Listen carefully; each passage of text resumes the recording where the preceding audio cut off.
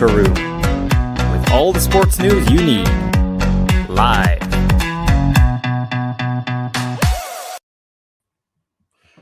Hello, very good evening to you. Welcome to the locker room, and this is the big flaggy show, as I say. My name is Michael, and I'm joined tonight by the man that's working a bit overtime tonight, Dave Smith. Hi, Dave. Evening, Michael. Pleasure to be here as usual. We are on Indie Live Radio and Independence Live, so if you're watching us, hello, but if you're not, well, we'll just wave at you anyway. So we're here until 7 o'clock tonight.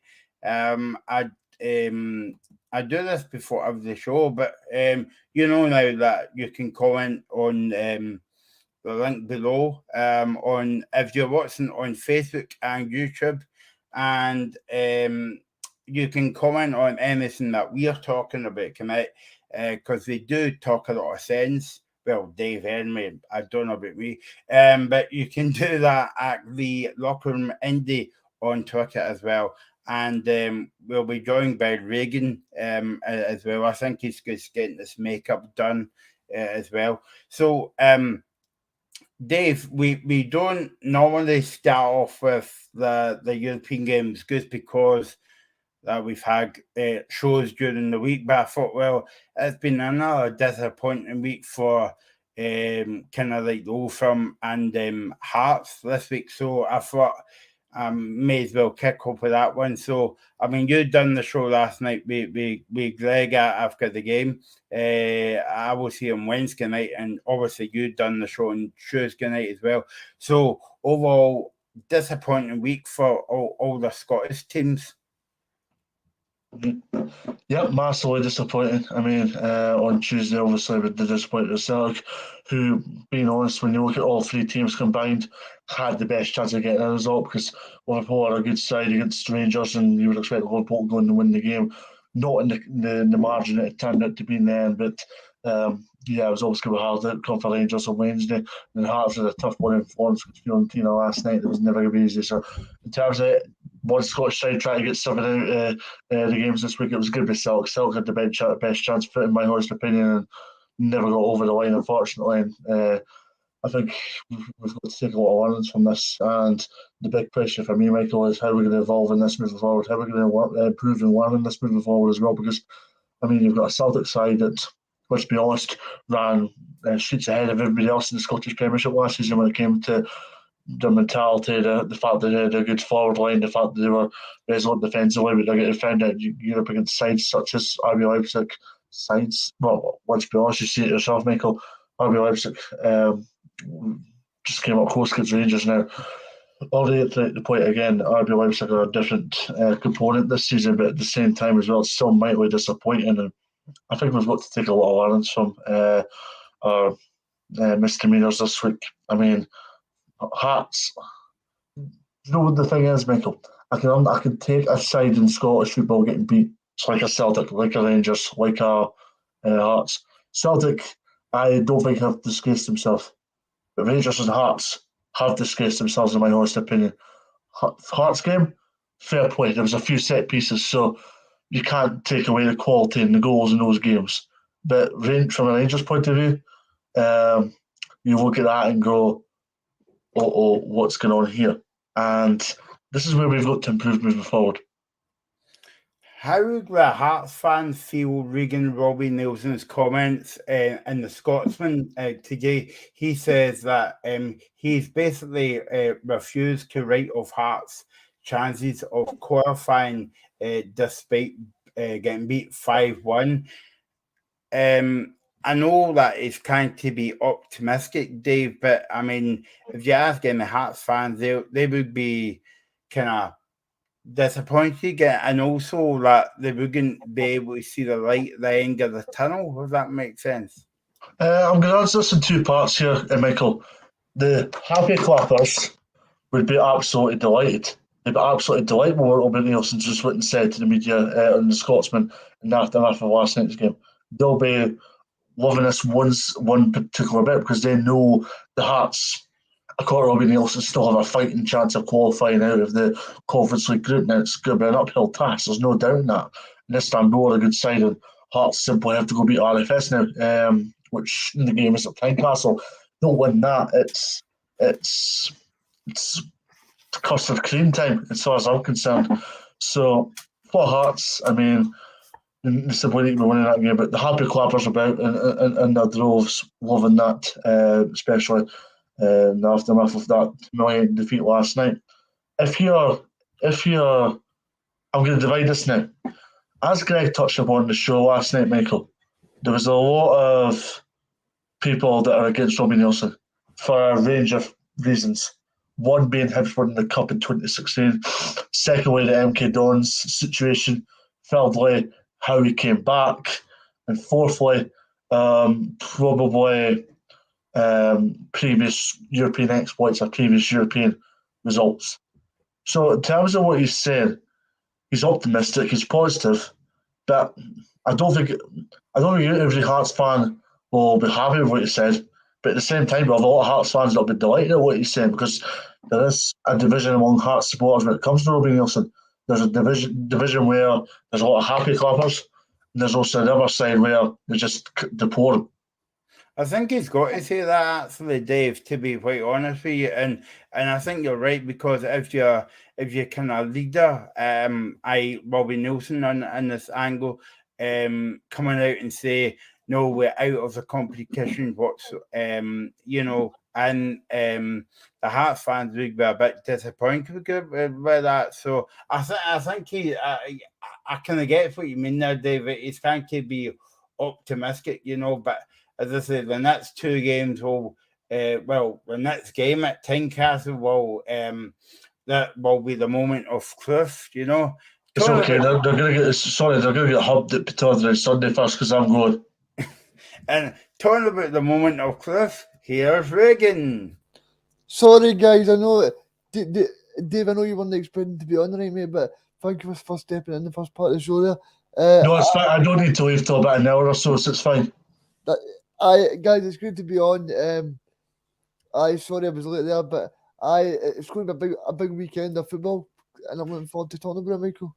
Yeah, no, definitely. Well, Reegan, we've got the Hearts embarrassment out of the way. I've basically given Michael a good wee rant on that one. Yeah. No. Are you going to elaborate? I just want to say it's been a really disappointing week for Scottish teams, because for me, I did see this morning, I don't know if you've seen this, Dave, but Austria and Belgium are now catching up with us in the coefficient. So even if we don't go out the group, I still think it's important that Celtic beat Shakhtar next, and also that Rangers can beat Ajax as well, because the coefficient points can be great, like they were last year when Rangers got to the final, but they can also go down as well, which is worrying me, Michael. What about we'll come back and speak about Celtic in a minute, Reegan, on Tuesday night. But what about Rangers and Liverpool on Wednesday night? Obviously, we spoke about it. I don't know if you managed to see the show on Wednesday, but what was your take on the game? I did see the show, and I did see the game. I thought Rangers did well in the first half. I was with my uncle watching the game. He's a big Rangers fan, so he was quite happy in the first 15 minutes when Rangers went 1-0 up. I don't know what Tavernier's doing for the Liverpool first goal, when he just lets Bobby Firmino go off him and almost just get a free header in there, Michael. But I thought Rangers just collapsed as soon as Conor Golf went off. As soon as he goes off, they just like that cohesion, the hunger, the desire to defend anything. It was a little bit strange for me, to be honest, because I think that if you're Giovanni Van Bronckhorst, even though he likes to play negative tactics, Rangers gave Liverpool too much space, and at times it looked like Liverpool were playing against 10 men. It was just a very disappointing night. I don't know if you saw these comments, guys. James Tavernier basically apologised to the Rangers fans after the 7-1 defeat against Liverpool, and basically he said that we weren't good enough on the night. That's fair comment, him coming out and saying that after the game, Dave, Yeah. but you're Reegan beaten. Sorry, I was on mute there. Yeah, I mean, what happened on Wednesday is unacceptable from a Rangers point of view, and they just can't tolerate that, and neither can the club. I mean, we were having a wee rant. Now, I'm an Aberdeen fan, Michael, and even I was having a wee bit of a rant about Rangers on Wednesday because I know what it means for coefficient. I know what the coefficient means for Scottish football and how we basically need to align it in order to progress Scottish football in particular on. And for me, we didn't do ourselves any justice across the whole 3 games this week. And when you look at it, I mean, we need to improve on that moving forward. And I mean, Tavernier can come out and apologise all he wants, but are the Rangers fans going to accept that? Not really. I think the biggest apology the Rangers can make is going on and making a statement Sunday at Fir Park and going and getting a good performance and a good result in order to go and make the win. I just want to touch on that. I don't know if you're going to raise the point about Hearts again in the show, Michael. Yeah. If you want to make a comment, yeah. Well, will I make it just now, or do you want me to hold fire? I noticed. I can't remember who the article was from. No, the Italian journalists were saying that Hearts were a Serie B team. See, if I seen that, I'd be disappointed. I'd be looking at going, I can't have that bad comments or torrential comments or comments that are out of control by external media against me. How can I go and improve on that? And for me to be called a Serie B team is like me saying I'm a Scottish Championship player. And for me, I would be annoyed by that. Annoyed in the context of after the performance last night. Yeah, I mean, just building on that point, Reegan, that Dave makes a very interesting point, right? And obviously, we'll speak about this till the cows come home, as I say, in a good Scottish saying, right? But the level between the kind of like Scottish club, Scottish between the Old Firm and Hearts being in the SPFL and being in Europe is a bit of a gulf. But I want to maybe go back to what we were talking about earlier on, and I know that we were talking about this on Wednesday night as well. If you look at the 3 teams in Europe at the moment, right? I know obviously at the moment we're all out, right? But you would say that Celtic has been the closest team to be winning a game. Would you agree with me there? I would, Michael, and I want to ask you to this, right? Because you spoke there about the coefficient and how difficult it is. But look at Neil Lennon's team last night. Nicosia. Now, Nicosia, no disrespect to them, but they're absolutely rubbish. They go to Old Trafford, right? Go to Old Trafford, they sit back.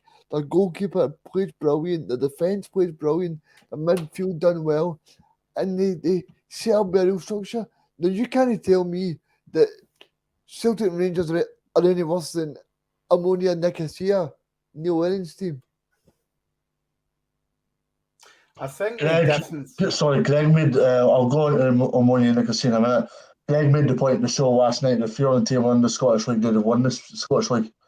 I kind of agree with him because Fiorentina have a lot of quality that Celtic and Rangers don't have now. There's a difference between both. There's a further difference between both. But on the Ammonia Nicosia, the Rangers and Celtic are far superior to Ammonia Nicosia. Ammonia Nicosia under Neil Lennon are probably a Hearts, Hibs, Dundee, Aberdeen type of side, right? The fact that they're going to Old Trafford, and let's be honest, being resilient, being resolute, being compact, being organised, being in the game is a bad and atrocious outlook for Scottish football. Yeah, and obviously Rangers got into the European final last year, and that was fantastic. But we don't want to go into these European games and go, hopefully we can just keep the score to 5. You know? I think Dave made the point on Wednesday night as well, and that's a fair point, Dave. I totally agree with you, and that's to do with money. But if we look at the Celtic games alone, standalone. Like I'm talking about Real Madrid game at Parkhead, the two European games they'll get tagged away from home. Okay, they've got beat, but if they took their chances, Celtic could have maybe. I'm not saying they would have qualified, but I'm saying they would have been in for a shout to make the next round. Would you agree with me there, Reegan? Yeah, I mean, look at the Shakhtar game, Dave. I mean, they had 6 or 7 chances to put that game to bed, and then you had that chance from Maeda on Wednesday night in the first 50 seconds where I think Dave could have scored that with both his eyes shut and his mouth open. But Now it's Giggy. But I mean, it's a strange one because you look back at it and you go, Celtic are creating chances, but see, at the end of the day, Michael, they had great chances against RB Leipzig as well, and then Joe Hart made a clang at 1-1. So it's a strange one because as much as Andrew was saying today, Michael, they played well and stuff. There he is, Graham. How you doing, mate? All right, boys. Nice to see you. Really nice to see you. Really nice to see you. Sorry, guys. It's complete silence now. Sorry, guys. I was just saying about Shakhtar Donetsk. I mean, Celtic created a lot of chances in that game. Maeda misses a lot, so technically Celtic could be 2 wins out of 2 with the Shakhtar and the Leipzig game, but it's just about taking your chances, and Celtic are not doing that right now. But hopefully next year they can qualify for Champions League and then they can execute better, Michael. Yeah, no, definitely. I just wanted to touch upon Rangers very quickly before we move on to other, because we've got a busy show coming up tonight. But the Rangers fans, and all I've seen on social media since Wednesday night at 10:15 to the now, it's Gio out, Gio out, Gio out. But the thing is, they weren't calling for Gio's head at half time the other night, even though it was 1-1, but they were still in the game. Exactly. And I mean, I made the point about Giovanni Van Bronckhorst on Wednesday. Now, it wasn't my opinion. I was giving you an opinion off of Twitter. And then Twitter went into euphoria afterwards. You boys were in quite super scoreboard saying, what are these we just saying and all that? But it's Giovanni Van Bronckhorst's time up. As Stephen Thompson said, it's a hard one. It's an extremely hard one because Giovanni Van Bronckhorst did so well, right? But Rangers fans will not accept getting beat in that manner, in the way in which they crumbled and capitulated in a short space of time. They basically got all obliterated immediately. And that's what's going to resemble to a lot of Rangers fans. That's the one where they look at and go, Gio. It's like that Simpsons scene where they shout, kill. Yeah. Well, that's the end of the show then. Dave has just, we'll be back next season after the World Cup. No, but I mean, and also, in all season, it's all right having 3 teams in Europe, and I know that there's a gulf there, Graham. But when you qualify for these championships, you want to. It's all right being at a party, but you want to do something at the party, and we're not really doing anything at the moment. No, well, all the Scottish teams have worked with the leagues, and I mean, I think there's absolutely no doubt that all the Scottish teams have had hard groups, but I think this week, we've conceded 15 goals in all 3 games, which is really, really pathetic, to be honest. And I include Hearts in that as well, just awful. But yeah, you want to be there, but you've got to be competitive. I mean, people from outside Scotland look at Scottish football, English football example, look at us as cannon fodder. They just think, what a rubbish league that is. And you look at these last 3 games and you think, yeah, Scottish football's not that great, is it? So it does put us in a poor light. But you've got to be competitive. I mean, Celtic, for me, I think in every game for me, Celtic have been competitive. You know, they've had chances in all these games, they just haven't taken them. Rangers, they've been pretty poor, to be honest. Although, I said on Wednesday night, I thought they competed well for the first 45 minutes, and then they lose 6 goals in half an hour. And Hearts have just been, apart from RFS away from home, Hearts have been very, very poor. So it hasn't been great, but you know, next season when teams get back in there, you'd imagine Celtic Rangers are back in there. I don't know who'll finish third, but you want to be competitive next season, and that's, you know, there's a long way to go before we're going to back, because this season has been very, very poor. Graham, we've got an aggregate score of 14-2 when it came to Scottish sides in the Champions League and the Europa Conference League this week. Liverpool 7, RB Leipzig 2, and Fiorentina 5 last night.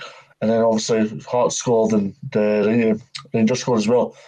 I was making a point earlier to Michael Reegan, Graham. It was about Italian journalists basically saying that Hearts are a Serie B team. Do you think that's justified after last night? That was Lorenzo Amoruso that said that, the ex-Rangers boy that said that. And I think, I mean, I've actually seen a lot of Hearts fans comment on this, and I think he's right. You know, they were very poor. I heard you earlier on talk about the fact that Hearts were a disgrace, and I find that hard to disagree. I mean, it's very well to talk about injuries, as people have talked about before, but we're not learning anything. You've still got players in there that should be doing a lot better. Now, some of the goals we're losing are basic defending. That's not missing players. That's just basic defending.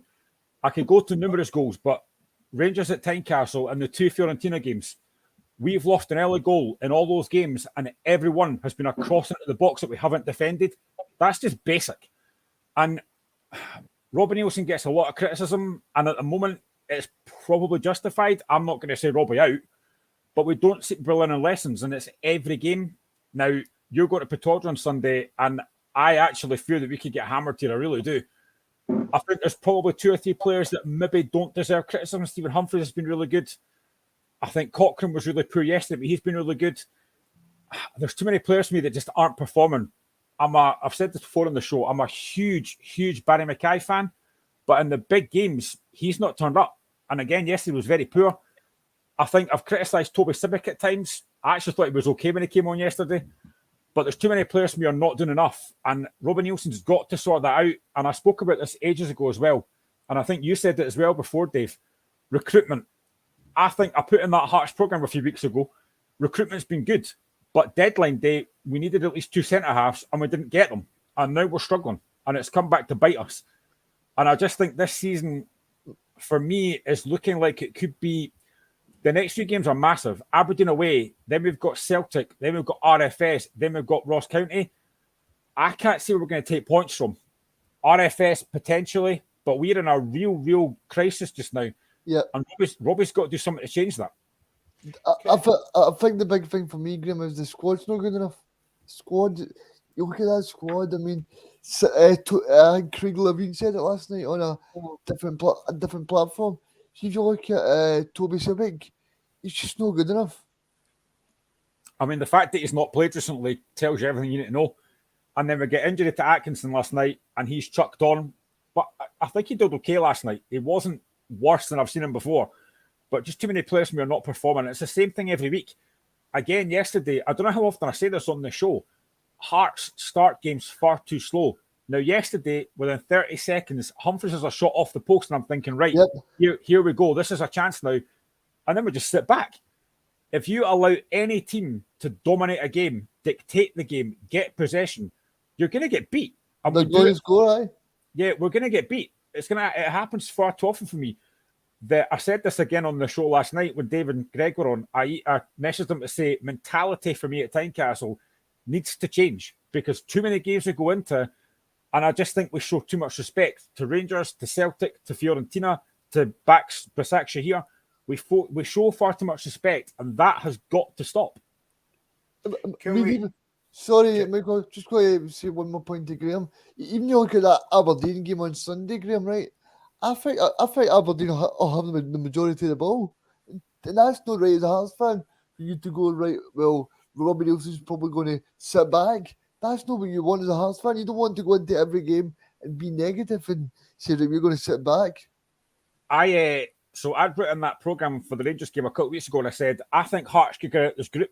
If we can beat Fiorentina at home And what happens? We get beat 3-0. And for me, the tone was set in that game after 4 seconds because Fiorentina kicked off with a Hearts crowd behind you. Fiorentina kicked off and we just immediately retreated and sat back.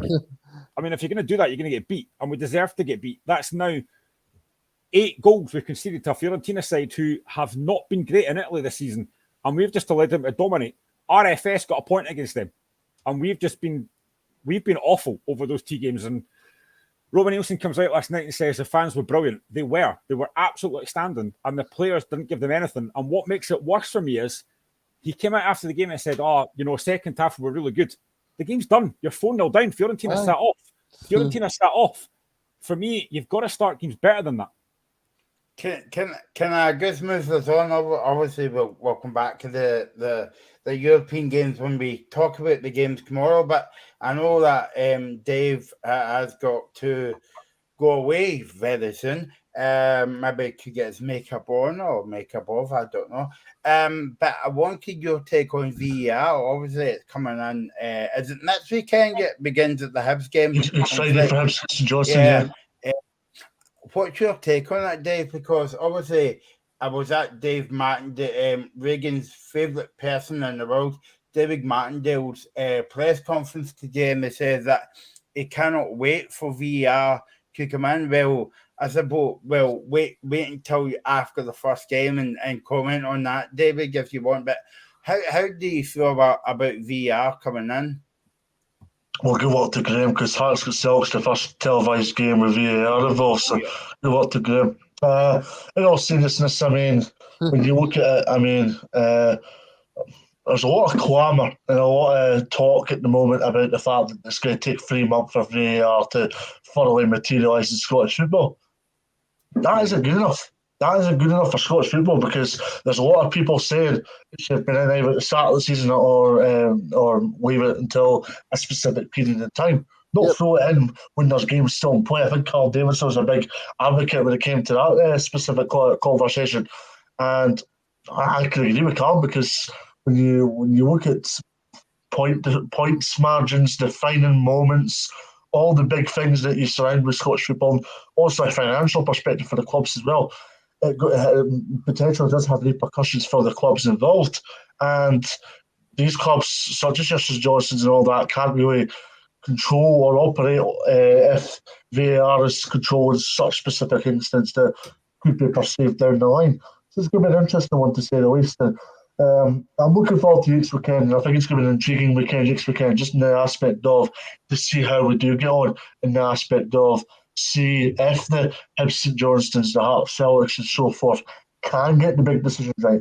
But if not even that, even the little nitty-gritty decisions as well, that it'll be just to see if there's any transitions to the English side of things or even European football for that matter, because in English Premier League in particular, Michael, we're noticing a lot of offside calls, that's a lot of interruptions. Hate it, man. There's a lot of interruptions and it affects the flow and intensity of the game. So I'm hoping we don't get the same congestion in Scotland. And that's something that Jim Goodwin said as well. Also, David Martindale said, and we've got to take into consideration as well, and I don't know about Hearts' financial point of view after European football, but what David Martindale was saying was, it's brilliant how we've got VR, but that's basically by buying VR, and that's going to cost that's basically put Livingston down, kind of like buying 2 players. So like we've got to. Sorry, I was just going to elaborate on that before you continue. The SFA need to take a bit of accountability and responsibility here in this regard, because I mean, it's them that pushed for it, it's them that wanted it, it's them that says it's a mandatory requirement to push Scottish football on. Why are they telling each of the 12 clubs you've got to pay this amount of money? Yeah, it prevails and gives a stumble block to clubs for buying quality players when they need to purchase, for some clubs, this unnecessary product. But also, Dave, as well, that I was listening to Stephen Hamill today, the Murrow manager. I don't know if you saw his press But so we were all asking him about VR, and he was basically saying that the same as you, like, why did it not actually come in at the beginning of the season? Graham, in terms of that, and obviously we spoke about this a few times, and we're going to speak about it a few times more between this season and hopefully, in the next few seasons. But do you not feel those Scottish football Gisson's a bit back to front? Yeah, I mean, VAR, the first televised game, Hearts Celtic. What could possibly go wrong with that? No, I think for me, I've heard a lot of debate about this, and for me, VAR should have been brought in at the start of the season because there's numerous decisions already this season that could have been overturned if it was VAR, and now we're bringing it in halfway through. I really am torn about this. I don't know if it's a good thing or a bad thing. I've had it in my head it's really going to be a good thing, but then I think it depends on who's going to use it. I mean, yeah. I've always said this, that the technology isn't the issue. It's the referees that are going to be using it. Now, if they're trained up properly and they use it properly, unlike they do in England, then fine. But it worries me what it's going to be used for. You know, Reegan's already touched on it as well. The offside decisions are just an absolute ridiculous. They're a joke. So, but if you look at the likes of, I mean, I don't want to go back to it, but the Aberdeen Hibs game at Easter Road, if VAR's in for that, then that's not a penalty and there's not a red card. So that would even overturn. So it's gonna bring up a lot of inconsistencies. And the one thing I don't know as well, I don't know if anyone's asked this yet. I know that Hearts have 2 screens up at Tynecastle. Do every other team in Scotland have screens up in their stadiums yet? Nope. An interesting aspect that I found out yesterday. So see the announcers of every stadium, they will get to find out before everybody else. Because I know that obviously in England and everywhere else, they obviously show the fans what the VAR check is for. But if other teams don't have the screens, how's that going to work? I think the quote of the season for me, I'm just saying it now, Willie Coram has been quoted as to say VR introduction to Scottish football will be not easy. Now, if I wasn't on the show, I would be saying something no Charlotte, but I can't swear on the radio. But it just goes to show that Willie Coram is sorry, Michael. actually... Reegan's point is just mentioned there. That would be a big, I'd have to take myself off radio before continuing type of procedure. That. Yeah. No, the thing is, right? You're bringing in VAR, which could also stand for very arrogant referees. So how's that going to work as well? But that's a good point, Graham, because I know that Fir Park has not got anything a big screen like that. Tynecastle, I'm not sure if Tynecastle's got one. Yeah, we put 2 screens up a few weeks ago. So there's one in the Wheatfield and one in the Roseburn stand. Yeah. Easter Road, Ibrox, obviously Celtic Park as well, Hampden. But apart from that, like, I'm thinking about Ross County, St Johnson, like, they've not got anything. So it'll be interested to see what they do, Reegan. Probably a TV truck at the side of the park. Yeah. Bring that in. Goes like bullseye, bring that in and say, look what you could have won, a VR truck. I like Ahmad. You know that a fire alarm just goes off. We're checking the decision. Yeah. Press a big red button. Do you know what's quite funny, right? See, in England, they said that VAR will, people were talking about VAR coming in, and people said, there'll be nothing to talk about now. And there clearly is. We'll have the same thing. We'll have the same thing as Scotland. There'll be plenty to talk about, even with VAR. So let's talk about the games then this weekend. Obviously we'll come back to VAR and for the rest of the season. In fact, we might invent a wee 5 minutes on the show to say, Graham's watch, because in Sky you've got that ref or whatever. But I'll try and come up with a kind of funny, cheeky slogan in terms of that, but we're the best. Okay, first up tomorrow in the in the league is Celtic and Celtic and Hibs tomorrow. Parkhead jumping a week ahead. That's not like me at all. Reegan, I'm looking forward to this game because Hibs are a good football side. Not according to Mr. Duffy, they're not. But hey ho, just got on with it. And Celtic are coming off the back of a defeat the other night. But as we were talking about early on in the show, another defeat from Celtic, but the performance was kind of okay. And if they took their chances, I thought they would have won that game. Yeah, I mean, Celtic fans will want to put on a big reaction to the fans tomorrow. I'm looking forward to watching it on my telly. Sadly, I'll not be at the game, Michael. But no, I'm looking forward to watching it because I think, especially for Lee Johnson, it was me and Graham was on this show during the Bedford Cup and the Premier Sports Cup and saying Lee Johnson better buck up his ideas because he's not started well. And now they're sitting for third in the league. Portis has got a Scotland cap and things are looking no bad. I'm sure Graham would even say that through his heart-tinted glasses. But no, Michael, I think for Celtic tomorrow, obviously Andrew was saying today that Jota will probably be out. Abada will probably be out. So for Celtic, it's a time for James Forrest to step up. It's a time for Avogard to step up.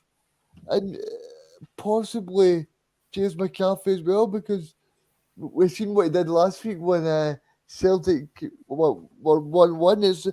And me and Dave said that last Wednesday on the stream for the Champions League.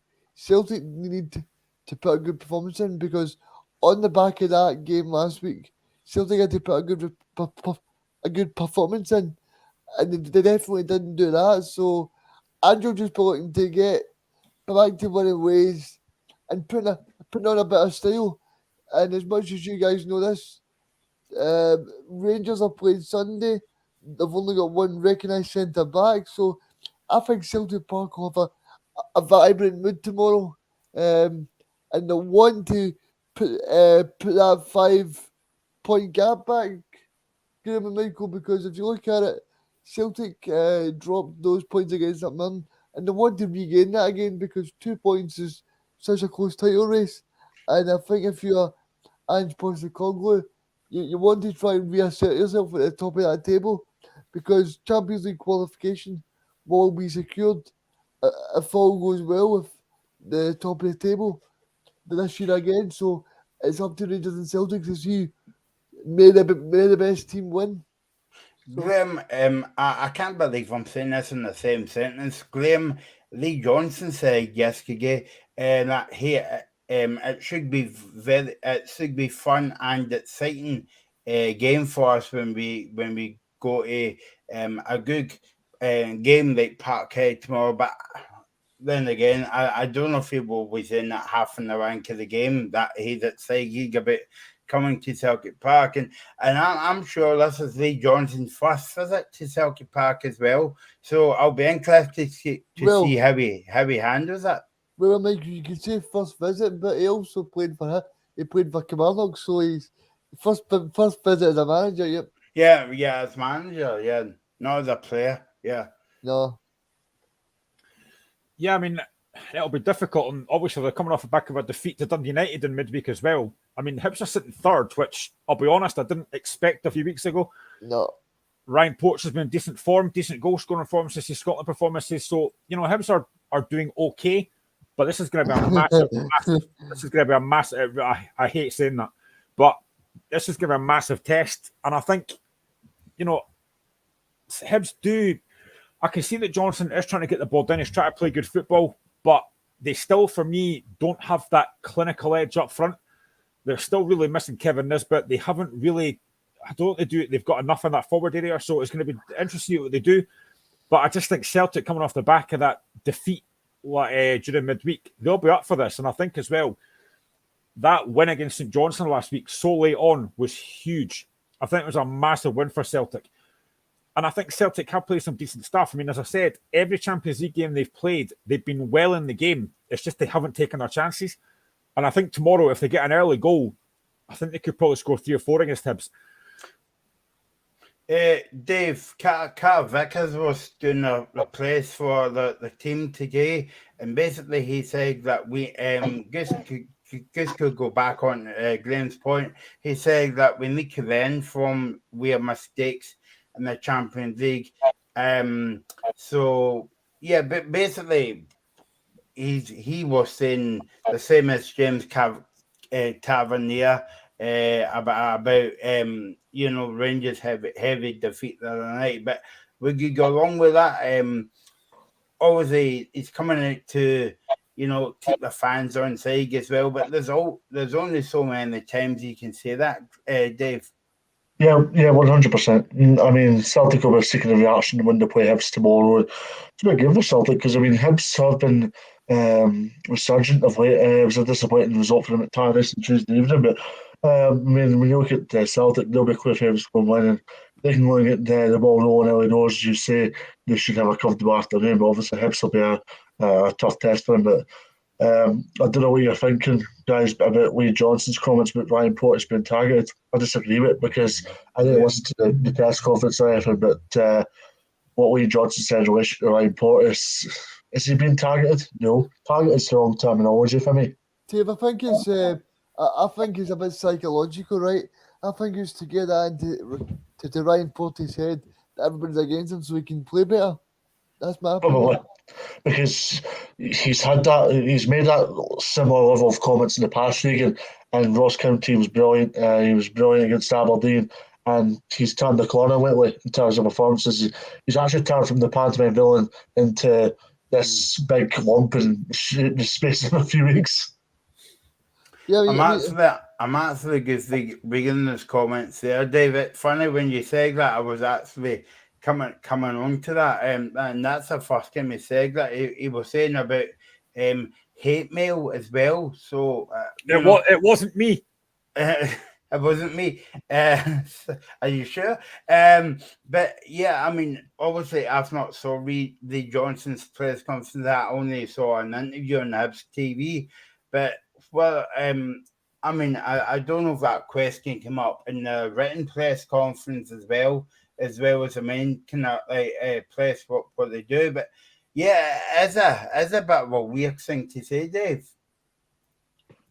Yeah, that's what I thought. I mean, obviously, it's been linked with clubs in England, and obviously, that's maybe where the line has kind of come from to an extent. But at the same time, as well, Ryan Porteous is Ryan Porteous. Ryan Porteous will take care of himself. He doesn't need to.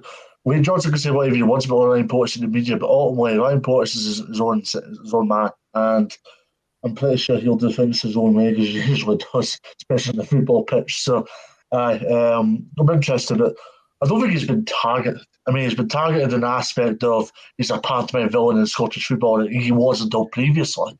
But I mean, at the same time as well, he's moving on from that. I wouldn't go that far, Dave. Like exactly. 100%, 100%. Yeah. No, and another quote here. I'm quoting Lee Johnson here.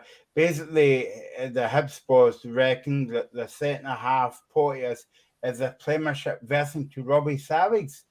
I don't know where this came from. I don't know if this is the 1st of April or whatever, but I mean, I guess it was it's a bit kind of OTT, Reegan. Yeah, it's a bit strange. I don't know if it's psychological, like I said to Dave there, but to compare him to Robbie Savage, that's a disservice on Porteous. Robbie Savage, not that good. He's not that good on BT either. My God. From the other team news for Celtic tomorrow is Reegan's egg, Jota Scout out, Tumble is out, and Wells is Scout out, and obviously Callum McGregor is Scout out as well. Quote from Andy Postecoglou then tomorrow. He says, tomorrow will be a good challenge for us.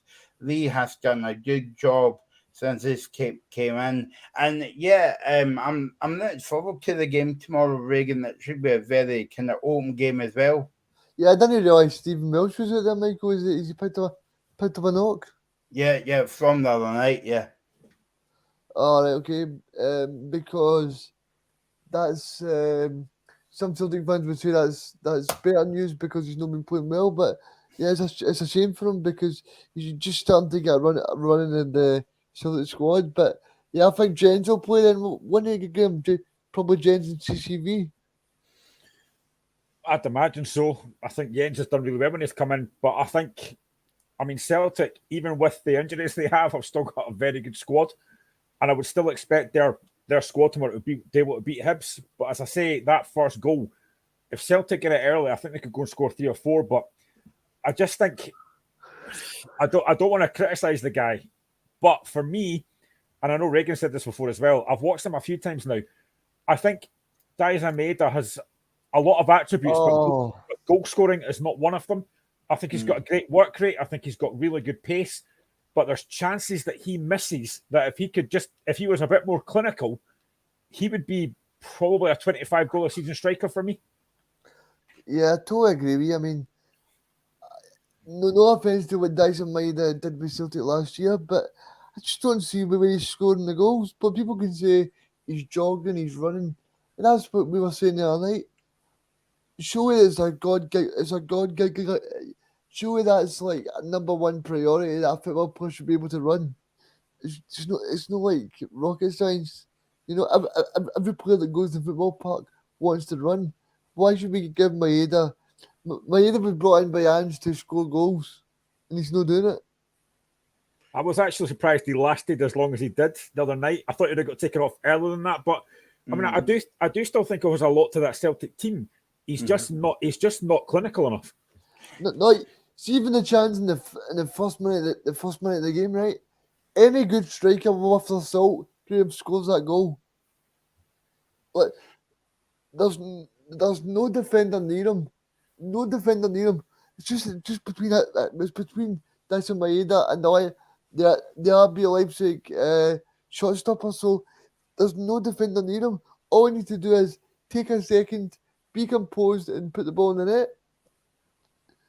I mean, I know that looking at social media as well, Maeda, that's basically a lot of Celtic fans are basically saying, what do they do?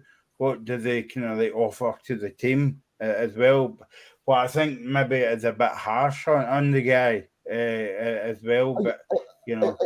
I get what you mean, Michael, that obviously he won the title last year with Ange and he scored some important goals.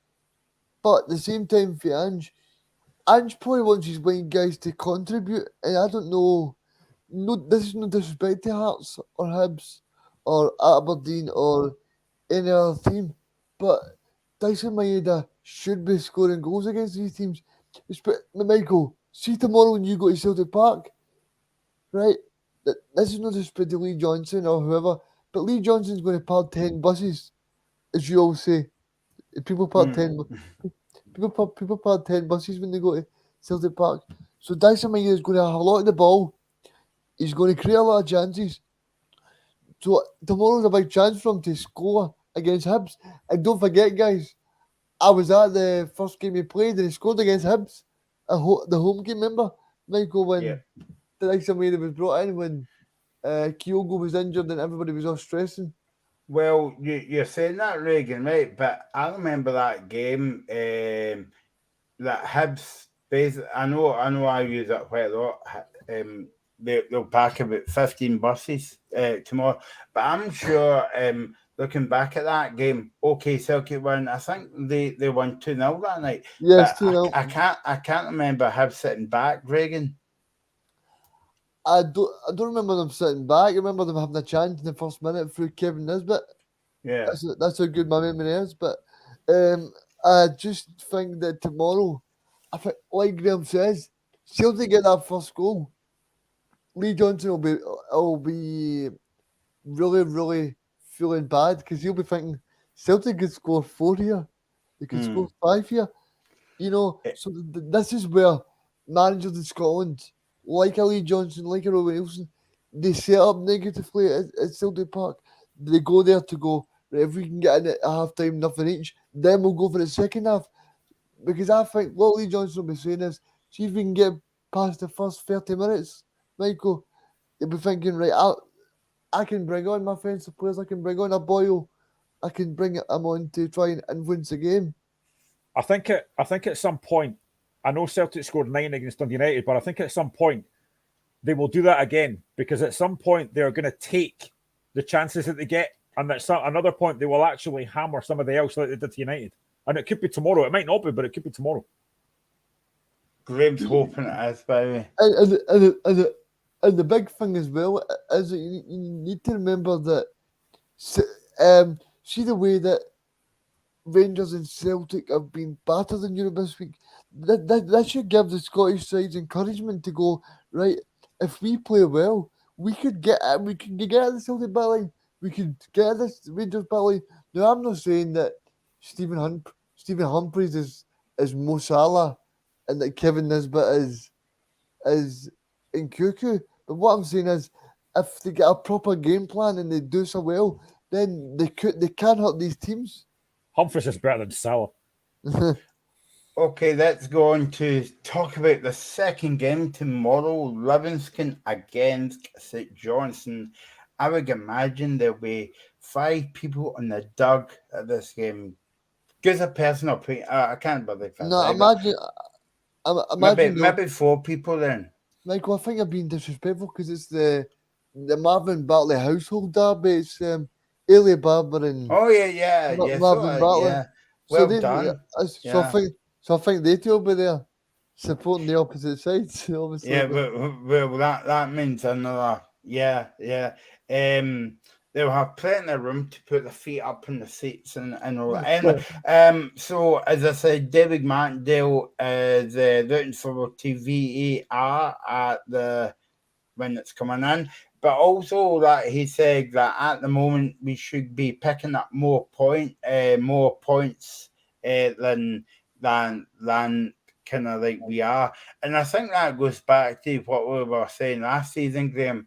And you'll be a happy man because you've got Alan Forrest with Hearts. But at the same time, Livingston will be missing him because every time you watch the Livingston game last season, he was scoring every week for fun.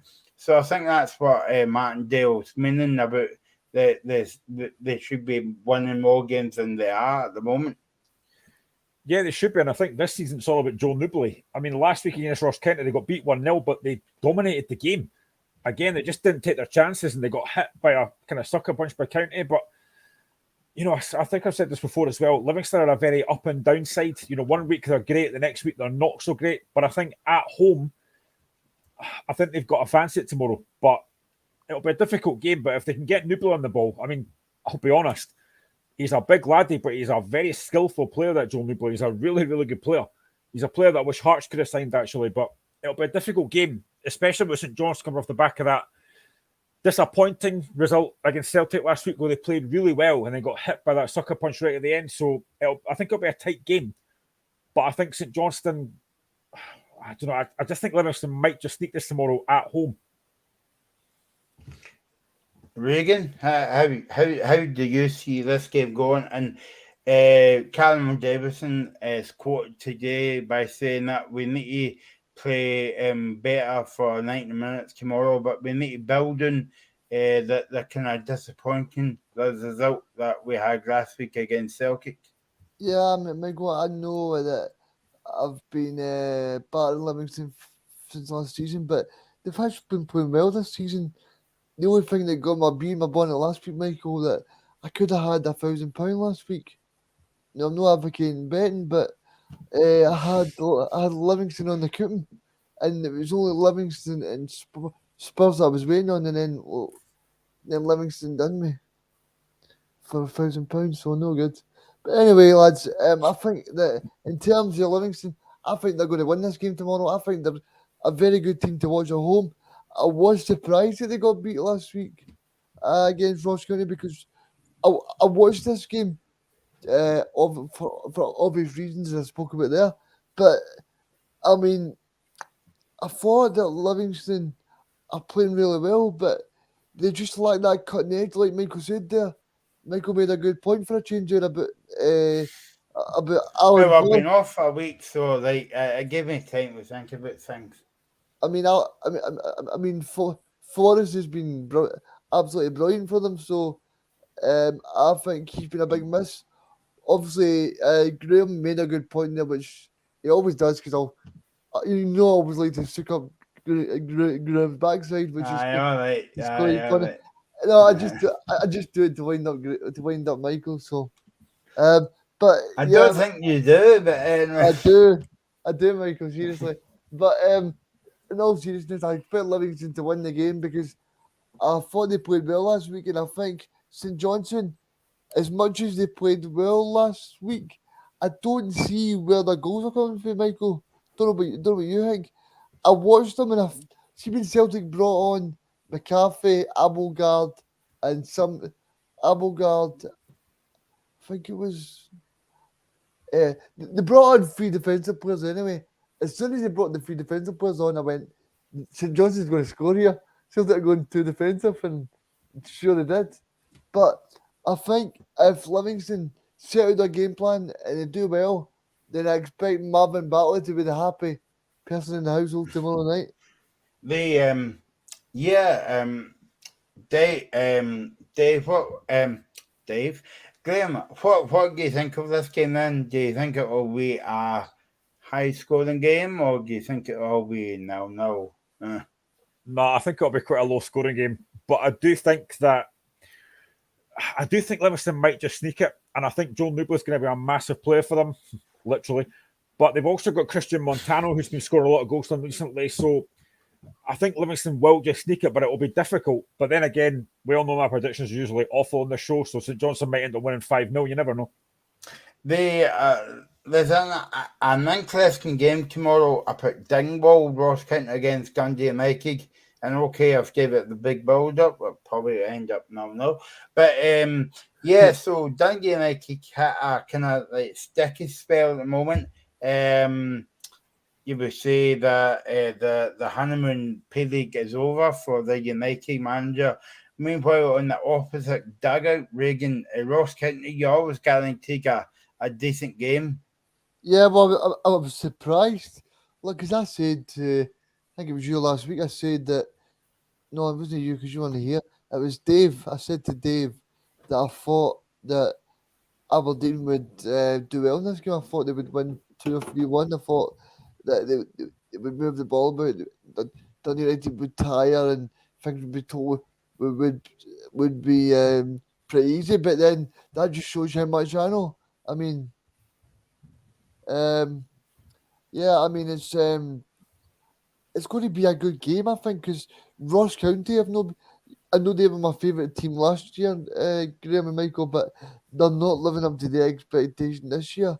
Obviously, they lost Reegan Charles Cook, who managed to get them on the top goal scorer, so that's going to be a big miss. But yeah, I mean, I cannot expect Ross County to win this game. There you go. Graham, what's your thoughts on this game? I honestly don't know. I mean, I think Ross County, I said before, I think Malky Mackay's done a really good job. But do I go for Ross County to win, or do I go for United? Do you know what? I'm going to go United because I thought, I'll be honest, last week against Aberdeen, I was really, really surprised that they won that game so comfortably. But I think United have got a bit of something about them just now. I think Liam Fox is a decent guy, and I think he'll be a good manager. So I think United will be really confident going into that game. But I mean, going up to Dingwall is a really hard place to go, although maybe not for Celtic, but it's a hard place to go. So I think United to win this. I'm going to go 2-1 United, and I'm going to go Tony Watt is going to score at least one of them. The game St Mirren against Kilmarnock tomorrow, Reegan. Derek McInnes said that this is a big week for us, but to be fair, it's been you should be saying that it's been a big season for us. Do you think, maybe this is a bit unfair, Graham, as well, but do you think that Kilmarnock needs to scout one of the games, picking up points Wales in a bit of bother? Yeah, I think I they know do. it's early on. I know it's early on in the season, but like they're holding the league up at the moment. I think they do, but I'm going to play devil's advocate, right? I'm going to ask you two a question for a change. You know, On you go. do you think that Tuesday's game in the League Cup is more important? Because see, you get Kilmarnock to a League Cup semi-final, that'd be massive, absolutely massive for the town, for Derek McInnes, everybody involved. I think it would be massive, but I think the league's the bread and butter. And for Yep. me, I think Kilmarnock have got to stay up. And I think for me, I think I've said this before on the show as well. I genuinely would be worried for Kilmarnock. I don't know if they'll finish bottom, but I think they'll be certainly at least second bottom. I watched them last week against Hearts, and they were okay, but I still think Hearts had enough chance to win that game last week. So, you know, they got 2 goals from a set piece and a mistake for Craig Gordon. Yep. I still didn't say enough about Kilmarnock that I thought, yeah, they're going to be fine this season. Yep. So I was still worried for them. But, you know, if they can get to a cup semi-final, that'd be brilliant. But for me, league is always a bread and butter, and they have to stay up, I think. I think, like, if you were asking any Kilmarnock fan, Reegan, I think they would say both. Like, they wouldn't play all the guys one over the other. I know what you're thinking about the League Cup game, and is that not at home as well? And they were going to win in front of their own fans going to Hampden. But, I mean, Graham's right. I mean, that's like a wee bonus, you would say. But like the league's more important as well for Kilmarnock. I get it's more important, but I know. Well, I would probably bring up bad memories for you, Michael. But the last time Kilmarnock got to a League Cup final, played Celtic and beat them, right? But I mean, that was a long while ago. So clubs like Kilmarnock don't really get to these stages that often. So I mean, they still talk about is it Steve Wright? Somebody Wright scored in the final. Paul Wright. I mean, they still talk about him right now. I mean, for all we know, he could be a DPD driver. He could be on the McDonald's. He was a good player, to be honest with you. Yeah, I mean, but they still talk about this guy, as if he's a hero. So, I mean, and then you've got like heroes that people that I know, like Gary Hay, who won the League Cup with him, and Mike McEwan and Graham Duffy. That's your heroes as well, isn't it? Yeah. I mean, used to an absolute legends. I mean, he's absolutely brilliant every Friday. But I think Gary Hay's won more. So. And if you believe that, you believe in Santa. Team news for this game for Kilmarnock. Scott Robertson is out until after the World Cup. He must be going with Callum McGregor and the holiday somewhere because they two will be back after the World Cup. So that is St Johnson against Kilmarnock. I'm just looking here. I think we've actually spoke about all the games. Obviously the Hearts game, but we'll come back to. Let's go on to the big TV game on Sunday. Who I don't know who will be on the panel for Sunday's game on Sky. Any guesses? No. Well, I think Andy Walker basically said on a different radio station that he's got the gig. So, but you know who it'll be from Sky? It'll be James McFadden from his typical Motherwell persuasion from years ago in that cup final when he scored against Rangers. But they still got beat, so he's still holding on to that, Michael, that they scored against Rangers, but they get beat. I like how I like when Reegan's on the show, Grim. He always blends it, or he always be honest with us as well. But because I think I was being a bit sarcastic when I said that. Grim's at that. No, I'll tell you who's on the show and stuff like that. So yeah, I'm looking forward to seeing that one person that's never on Sky with the other two, and Sunday, but never. Sorry. Okay. I've been away all week. It's been mad. Anyway, I'm back in the room. Murrow against Rangers.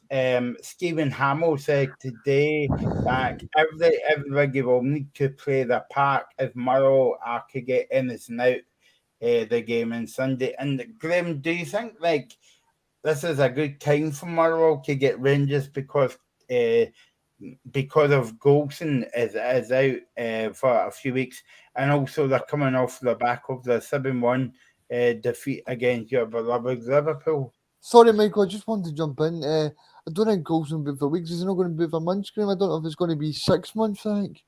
Jeez, I mean... Yeah, I think they were talking about months more than weeks, but it's a massive blow, and obviously Ryan Jack got taken off as well, so they don't have a promise to seek, and I think it's a great time for Motherwell to get them. They're at home. You know, they played Hibs last week, down to 10 men with Connor Shields got sent off, but I thought Motherwell did okay last week. So at home, what a chance they've got. They really have a massive chance to take something off Rangers, and they've got to fancy it. You know, you wonder how Rangers are going to approach this game. You know, on the back of that humiliation the other night, it's going to be a massive game for Rangers. So, and you've got to think as well that Celtic will beat Hibs tomorrow, so they'll be quite a few points behind. So this is a huge, huge game. And if you're Motherwell, you've got to be looking at this thinking, right, we can take 3 points here. Kevin Van Veen, if they can get him involved, he could be a huge threat. So I think this is a massive game. If Motherwell can win this, it would be a real statement of intent for Stevie Hamill, who I think's done a good job so far. Yeah. But for Rangers, I think it's going to be huge. I mean, they need a massive response. I heard just before I came on, I think Van Borker's under a lot of pressure. There's been a lot of people, Rangers fans, wanting him sacked after, and not just after the night. A lot of Rangers fans are not convinced by him. If they were then to get beat on Sunday, I think that just gets a lot worse. So this is a huge game. Yep. Yeah, I just wanted to talk to you guys about, obviously, you spoke there about Motherwell. Do you think, even though it's not the players, I've seen a stat, right, that Motherwell have not won in the last 20 years. They've not won in the last 23 years against Rangers at home. I'm like, what a stat. No, 20 years, not 23. Is it 20 years? The only game they won was a relegation playoff with Rangers when Billy Almosny decided to forearm smash somebody in the side of the face. Remember that day? That was Lee Irwin. Yeah, but so was I. But Reegan, I mean, how does Joe picks up the team and the supporters for Sunday, and that's a away game as well? The only way he picks up the supporters, Michael, is simple: 3 points. See if Rangers win that game and it goes in off Ryan Kent's toenail, Joe will not give 1-2 hoots. It's fingers, toe. Toe. Yeah, you give it away there. Okay. He will not give 2 hoots how Rangers win that game. See, as long as they're up on that bus on the way to Paisley Road West and they've got the 3 points in the bag, they will not care. Because see if Rangers go 5 points behind Celtic. Now, as much as Celtic are playing away at Tynecastle next week, I think the approach from Celtic will be totally different. Because you look at Robbie's team over the past 6 months, I think over the past 6 months, they've got really defensive. So Celtic are going to create a lot of chances. They're going to have a lot of ball. And Graham will know this himself, right? As much as their hearts are at home, Robbie Nielsen against the Old Firm teams is very, very defensive. Yeah, I can't disagree with that. He is. And it really boils my blood that he is so defensive. But I think for Rangers on Sunday, how does Gio turn it round? I think Reegan's right, 3 points, because if they go into that, they're going to go in. The You've got to assume that we'll be 5 points behind if obviously Celtic beat Hibs. So Sunday then becomes a massive game, and the first goal could be crucial. If Motherwell get it, Rangers' confidence could completely collapse. If Rangers get it, they maybe could go and win the game. So the first goal could be crucial. But if you're Kevin Van Veen up against what could be a very, very weakened defence with like James Sands and potentially Leon King, sorry, I was close. I think Van Veen's going to fancy that. So Motherwell have got to get in about Rangers right for the start. They've got to start the game well. And they've got to take advantage of a Rangers team that are going to be, I honestly couldn't believe that game on Wednesday night, because the first half, Rangers were good. They were well in the game, and then they just completely fell apart. So Motherwell have got to be looking at it thinking, we can take advantage of that. So this is a huge game for Van Bronckhorst. If he loses this, and they're 5 points behind, I think he could be under a lot of pressure. Well, yeah.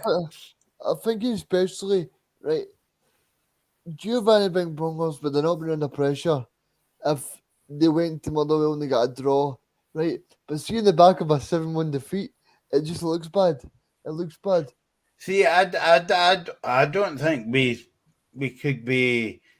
Obviously, we done the show on Wednesday, and we were talking about the game tonight, right? But I know that we were saying that Gio's under pressure if he doesn't win on Sunday. But I'm at the opinion, if Liverpool win that one 2-1 or 3-1 on Wednesday night against Rangers, we wouldn't be having this conversation about Gio being under pressure. I think for me, it was just a man of the defeat, Graham. Yep. Yeah, I think for me, when you go like 4-1 down, you shut up shop. You say, right, do you know what? Let's not lose any more goals. We'll just be a bit. Even 3-1, Graham. Yeah, but probably even more so 4-1, 3-1, but 4-1. I think you just got to be. I know it's not Rangers' way, but I think you got a bit more defensive and just try and say, right, let's not lose any more goals, and then they just gift 3 more goals, and that's where I think Rangers fans. I mean, to be honest, I have to give praise to the Rangers fans that stayed till the end, because I wouldn't have stayed if that was me. I mean, 7-1 at home to a Liverpool side that have not been particularly great this season. Yeah, and Mo Salah getting a 6-minute hat trick. I mean, that is just ridiculous. Fall apart like that was ridiculous. I mean, what I was saying to a few people last week as well was, you've got to remember Liverpool won 7-1, but that wasn't at that. Liverpool coming to Ibrox not on top of the game. Imagine if that was imagine Liverpool came to Ibrox and on top of the game, Graham, we would be talking about 8, 9, or dare say it, maybe 10. Well, to be honest, if that game goes any longer, if the referee adds on more than a minute, it could have been a lot more. I mean, let's be honest, Liverpool were filling their boots. And I just think that was a Liverpool team that defensively are not great. Rangers get the opening goal through Scott Arfield, and you think, I was even thinking Rangers have a chance here. But then they don't defend a corner. Firmino has a simple goal. And after that, I didn't think Liverpool did that much. And then second half, as soon as Firmino gets that second goal, it seemed that the Rangers players' heads just went down and thought, that's it, we're not going to win this now. And that's unforgivable. And what happens after that is even worse. I mean, it's not like Salah's got to work particularly hard for that hat trick. No. It's poor defending. And as I said, if you're Kevin Van Veen, you've got to be thinking, I can get at this defence here on Sunday. So I think Van Bronckhorst, he doesn't have... People say he's got credit in the bank for getting to the final last season, but you've got to remember that was pretty much Steven Gerrard's team that got to the final. Van Bronckhorst, yes, he did. Harsh. Very harsh. It's true, though, it was. That's a good point, Graham, but I think Van Bronckhorst, for me, doesn't have a lot of credit in the bank. And if he loses on Sunday, it's just going to get worse. I think Bassey was a big miss for Rangers as well, because he was a good big player last season for Rangers. Reegan. Yeah, he was brilliant, Bassey. I mean, I know nobody can compete with Shirley Bassey, but I think Calvin did that. I think Calvin did. I mean, he was brilliant last season. And I guess the question that we often say about Scottish football, but see, once you lose big players and like Joe Aribo and Calvin Bassey, like Celtic did with Edward, they go off for a lull. There's not... Rangers needed to bring in a big name attraction, and they didn't do that. They brought in Robbie Matondo. They brought in John Suter. They didn't bring in somebody that could go right in that team and make a statement. The big thing for me that I want to ask you to, right? Now, Celtic and Rangers are the two teams that are controlling the ball and they're dominating the game. So if you look at Gio, right, even his tactics against decent opposition in Scotland, even the Hibs game, right, when they drew 2-2, even in both Celtic games that he's played away from home, he's far too negative for what Rangers fans want to enjoy. This is no disrespect, but Celtic and Rangers are outspending every single team in Scotland. So they expect you to play with a style, play with a panache, and show that you've got something about you. See if you're going to Eastern Road and you're defending for your lives at 2-1 and almost could concede an equaliser, and then you eventually do. That is not the way Rangers fans want to see football being played. Then you go to Celtic Park and you sit back for the full game. It's okay saying we'll catch. It's like Graham said with Hearts, right? I mean, Hearts could play Fiorentina 100 times, but see if you go there and you defend the full game, they're going to take one of their chances. I mean, there was a thing last night that I know I said earlier that Manchester United they were lucky to score 1-0, but they had 40 attempts at goal. If you let opposition like that have 40 attempts, they're going to score one of them. You know? To be fair though, the Hibs game they were doing it at 9 men. I do get that. But the fact that in that game is, Graham, that they could have controlled the game better. Well, you ask Rangers fans, the 2 weeks ago they played Dundee United. They were hanging on. You'd Alan McGregor wasting time against Dundee United, who are sitting bottom of the league. And then you had, I think it was James Tavernier that was slowing the game down with the throw-ins. You know, that's not an attractive way for Rangers to want to be playing it, especially at home to Dundee United when they won 2-1. Dundee United at that point were bottom of the table. They just conceded 9 goals for Celtic. And if you're a Rangers fan and you're saying Celtic just beat this team 9-0 last week and we're scraping to a 2-1, I know that's a small prism to look at, Graham, but this is the way Rangers fans look. And to be honest, I'm kind of siding with them. I kind of think Gio's on his last tether. I actually think what you said there about like Tavernier taking a throw in, I think you've got to, if you flip the other side to Celtic, you've got ball boys and ball girls getting the ball back really quickly so Celtic can take throw-ins quickly. And then you've just mentioned you've got Tavernier slowing things down. That's not really what you expect from the Rangers team. You expect him to be... I mean, I think the one thing I would say for Rangers, I think Antonio Cholak has been an excellent signing. Oh, he's been brilliant. He's been really good. But the other signings they've made, I mean, Matondo has shown in flashes. I think Tom Lawrence hasn't done enough for me. And I think as well, and I don't want to be harsh because I'm a Hearts fan, but what an absolute waste John Souttar's been. They kind of get the guy fit. Yeah. Now, let's move on now to talk about the last game of the weekend. And Graham's desperate to speak about this game. Maybe not after this, mate, actually. Aberdeen against Hearts.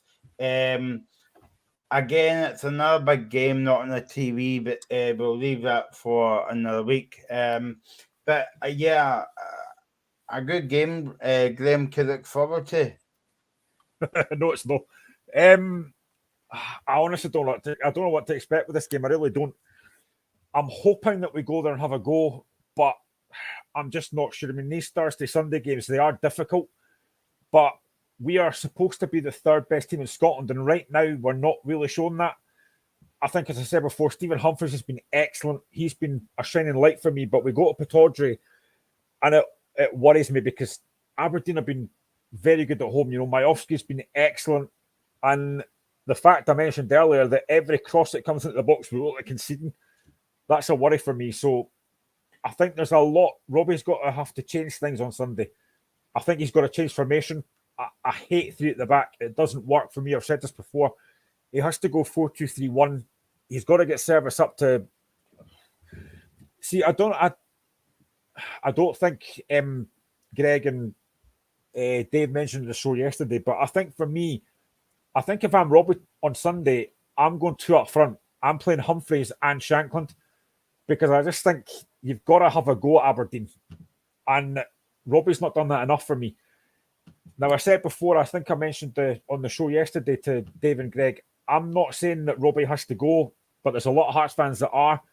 And I think if he loses on Sunday, again, a lot of Hearts fans are saying Robbie's got to go. So I'm concerned for Sunday. I genuinely am. If we lose the first goal and lose another early goal, I think it could be 3 or 4 again. And that really concerns me. Right, Graham. So who would come in? Who would come in? Because I'll throw one right in the hat right away. Paul Hartley. I don't know. See, I'm always against ex-players coming back because I think it hinders them. Well, It's Robbie like- else is the next player, next captain. I know, but Robbie's not a guy that I kind of. I love Paul Hartley. I love John Robertson.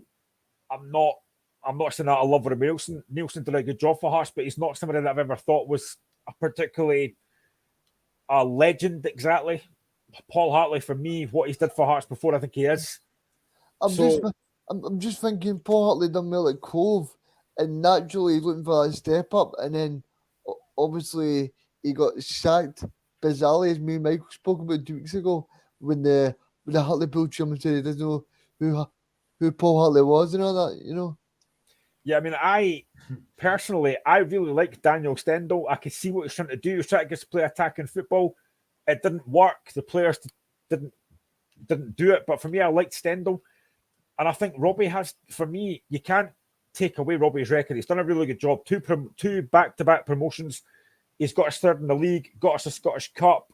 But I said this before, in the big games, his record is really poor. And Sunday we've not won at Potosí for a while. So this becomes a big game. And we're coming off the back of an absolute hammering to Fiorentina. So this is a huge game for me. We have to win this. And I'm just concerned that if we get beat in this game, I just don't see where the next 3 points are coming from. Well, what would be a big loss for Aberdeen, because obviously Jim Goodwin is still serving a ban, so he will be missing for the game on Sunday, because it showed you last weekend where they went up to Dundee and they keep beating them 4-0, and Jim Goodwin wasn't at the top sign. Do you think that'll be the difference in Sunday, Graham?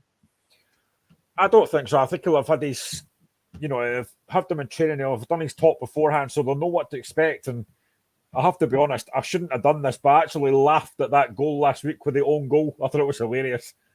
I mean, obviously, you watched Joe Hart do that not long before that against it. It was really funny how he lost that goal. But I sometimes think that, see, when you watch from the stand, you can see things better. So I don't know how big a loss it's going to be, him not being in the dugout. But I just think Aberdeen at home, they're scoring a lot of goals at home. So it worries me a little bit. If we lose, I mean, for me, for Hearts, we're losing too many early goals, and that has to stop as well. The mentality's got to change. I think if Aberdeen get the first goal and get it early, I would worry that it could be another 3 or 4. So it's a big game for Hearts. Aberdeen, for me, I think will probably finish third this season. So it's going to be a huge, huge game. I just hope that Hearts can go there and get something. Yeah, no, definitely. And that's a roundup of games for the weekend. There's one game tonight, actually, Queen's Park. They are playing. Who they playing again, guys? I've not got it in front of me at the moment. So they are at home tonight on that one. If you're watching the programme, hello, we're until 7 o'clock on Indie Live Radio and Independence Live. You can comment on YouTube and Facebook as well. We're here until 7 o'clock tonight. Okay, so let's speak about tennis now. Reegan, Andy Murray is in action, and I believe he is in action at the moment. Is that right?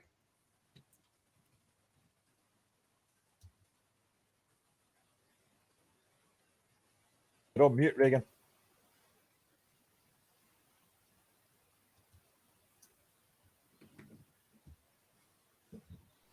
Sorry, Michael, I was just checking who Queen's Park were playing there, and then you came to me right there. Yep, I think it's Andy Murray's playing right now. He's playing in Spain, so I was looking at the rankings. This guy is ranked 47, and Andy Murray's ranked 48. So it's going to be a pretty close encounter, I think. It's but Andy Murray's been given a wild card to this tournament. Yep, there's some good players in it. There's Dominic Thiem, who won the Grand Slam. There's Rublev. There's Krina Busta. So if Andy Murray does well in this, then he could be reaching the top 30 in the world. I mean, for Andy Murray to be doing that, I mean, I'm not saying he's going to be back to world number one status, and I think this is my statement on the locker room. You can look back in 2 years' time. I think he'll make the top 15 again, the top 16. I think he will. Yeah. Well, I can't believe Reegan. Like, I'm good we can hear that. This is Andy Murray's first competitive tournament since September. Yeah, I mean, he did play the Lever Cup in London with Djokovic and Nadal and Federer when Federer sadly was a bit retired. Sorry. So it's going to be interesting because in terms of Andy, I mean, I don't know what his aspirations are for the rest of the season, but if he can end in a high and win this trophy, then fair play to him, Michael, because there's no disputing that he is one of the best Scottish people to ever live in terms of sport. Yeah, no, definitely. It says Murray has given a wild card to this tournament in Spain, and he's getting to the last 8 now. So yeah, I mean, it would be good to see Andy Murray. I'm not saying that he won it, right? But what I'm saying is, if he gets to the semi-finals or the final, even better. But it will show you that he's coming back ever so slightly. Yep, Michael, I've got that information for you now. So Queen's Park up in Arbroath. Yeah, thanks. Yeah, I just fell off my screen when I was talking about it. So Michael, is that game on the Scotland channel? Yeah, that's a good question. I will find out for you in a wee minute or two. So I mean, while I'm looking up Reegan, it would be good to see Andy Murray winning tonight, but again, that he'll be kind of like up against it. Yeah, it's not something we expect Andy to do well these days because of his injury problems, his back problems, his hip problems. But if he can get back to the way he is, then fair play because, like I said, there he's one of the best Scotland sport athletes. There definitely is, and I'm grateful to say that I've met him. So yeah, I mean, did you notice this week as well, Michael, that there's going to be something called the Billie Jean Cup? It's coming to the Emirates. Yeah, I heard about that. Yeah, it's coming to the Emirates for people that are interested in Scotland. It's coming to the Emirates. So there's USA, there's Kazakhstan, there's Great Britain, there's Spain. So it'll be interesting to see if Andy Murray plays in that because he'll want to test himself in Scotland again. Yeah, no, yeah, I heard about that. Is that November? It is November, so I'm maybe try and go, Michael, because that'd be interesting to see. Yeah, another big tournament coming to Scotland as well, Reegan. Exactly, that's why we had the Commonwealth Games here in 2014 to try and improve the venues and do well. Another thing, you know, Michael, we're a sports show, we like to talk about different sports. Did see this weekend as the Boccia Great Britain Championships down in Wales, and there's quite a few Scottish players playing down there. So yeah, good luck to all the Scottish guys down there. Stephen Maguire, Jamie McEwan, and Scott McEwan, and Scott McIntyre, and Paul as well, and Lewis, and Keely Hagel, who's the swimmer. She's took up Boccia as well. So yeah, good luck. Yeah, good luck to them because they're doing Swansea this weekend. So that'll be good. Yeah, no, definitely. Yeah, it's because of pity that these sports don't get highlighted enough, Reagan. Yeah. I mean, that's the biggest competition in Britain. I've been there many times before, and it's just a shame that they don't get press coverage. Well, they get press coverage on like Scottish Disability Sport, Northern Ireland Disability Sport, but they don't get publicity on mainstream media like Channel 4, STV, and things like that, Yeah, which it probably should. yeah, Be- no, Because, because that's no. because like me and you said last week with the CP football, that's the only way that's the only way these guys are going to get noticed, Michael, is if they're playing regularly. Yeah, and I suppose it's a good way to break down the barriers, and also like it, it shows you that people with disabilities want to get into sport, and they see when somebody's playing sport and they want to be like them. So but yeah, it's because of pity, Reagan. Apart from Wimbledon and the Olympics and all that, but and BT Sky game Yeah, shown that the BT Cup, but apart from that, there's not a lot of I did disability see. sports. I did see the wheelchair rugby sevens is on in is it London soon. All right, okay. See, I never knew that either, so that's good to know. So that'll be interesting when that comes on. But just hope all these places get funding. One thing we haven't touched on yet, Michael, is the football for the other night. Scotland ladies got beat by Republic Ireland. Yeah, I was gonna bring that up when we were talking about sports doesn't get a lot of coverage, and that's not got a lot of coverage in the years. But I'm quite happy that it's been on the TV and all that being covered, and people's been going to watch it and stuff like that. But in terms of disability sports, we are not there yet. In terms, disability community is not there yet in terms of TV coverage and all that. But we knew how many years that it took the women's team to really get noticed. Yeah, I mean, and that's only through hard work, through marketing, through different channels and different social media, and um, like you said, it's just a shame that Pedro Martinez Losa and his team couldn't get through because it would have been great to see Scotland get through. And the way that the results worked out, that Wales won, so that meant that Scotland were automatically through if they'd have won. Yeah, no, it was a bit disappointing at the end of the day.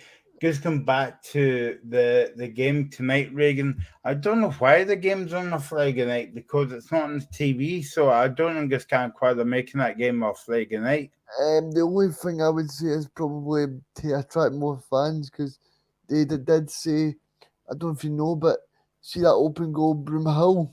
Yeah.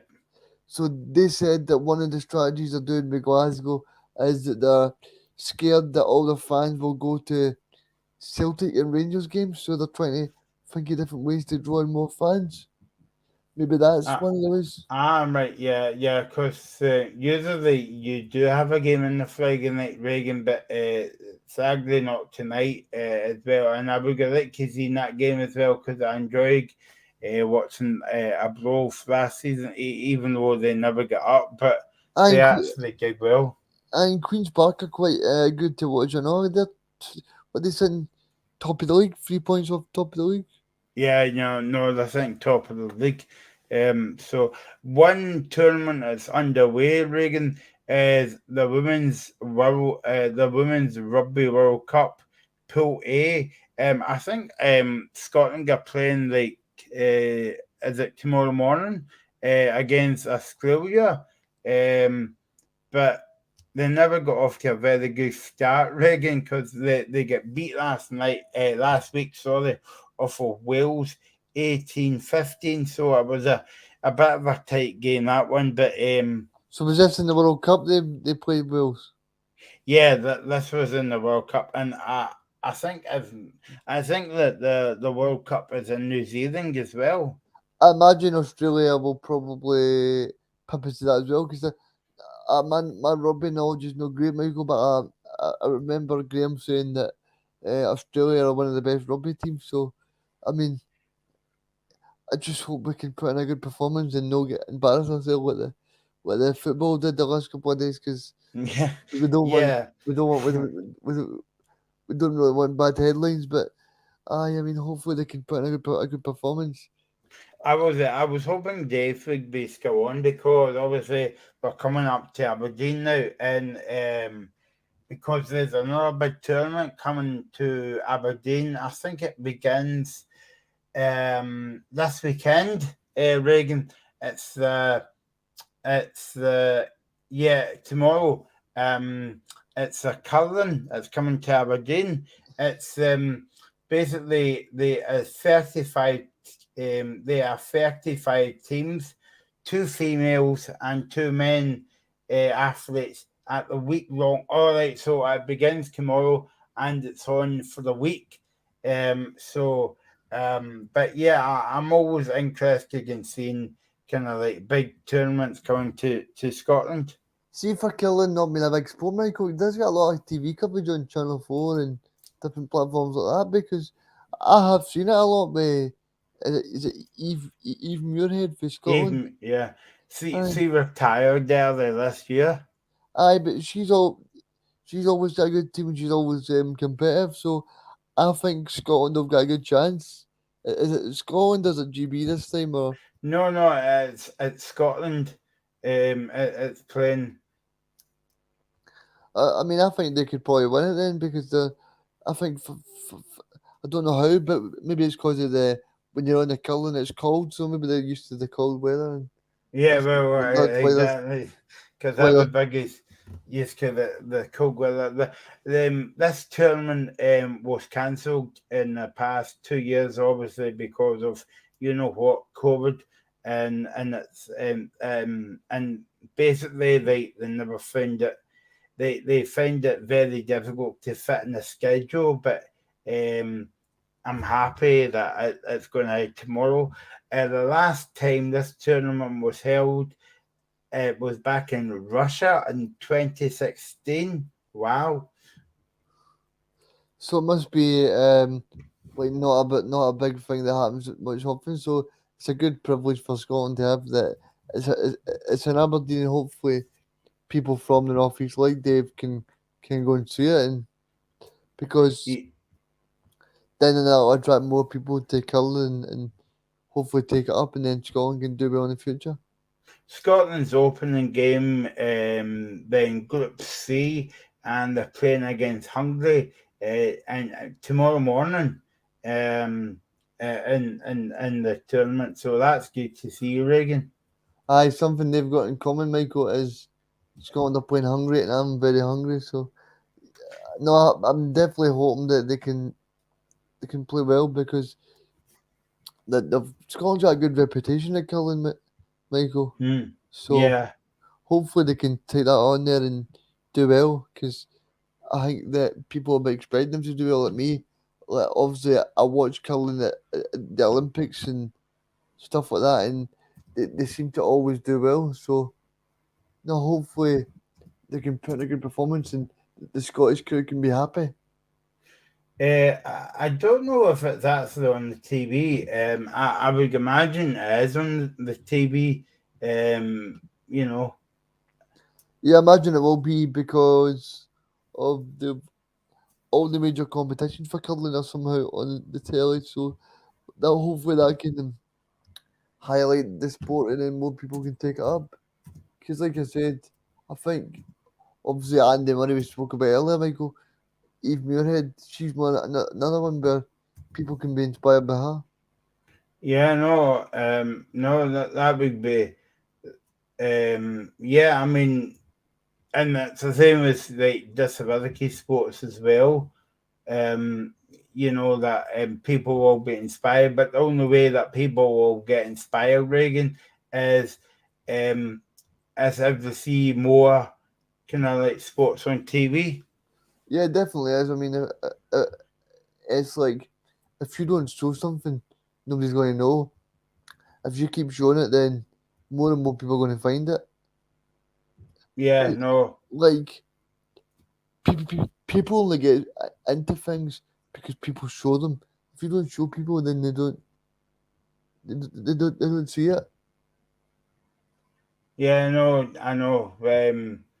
So I'm just reading here about who's actually in the tournament, Reegan, right? Apart from Scotland, there's yeah, it looks as though it's quite a few countries actually: Australia, Austria, Canada, Czech Republic, Denmark, England, Finland, Germany, Hong Kong, India, Ireland, Italy, Japan, and the list goes on, Reegan. It's quite a mouthful, actually, but there's a lot of games coming up. And Scotland are playing tomorrow against Hungary, and then they play. I'm just trying to talk when I'm on my fleek, and then they play Slovenia as well. But yeah, good luck to Scotland in the next few games. And I think when we come on air next week, Reegan, I think the tournament will still be on, so we can So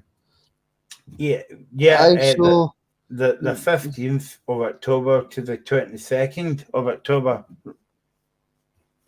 so good luck to Scotland, because that's a big tournament, and hopefully when we're talking this time next Friday, then between 5 and 7, we can speak about Scotland doing very well.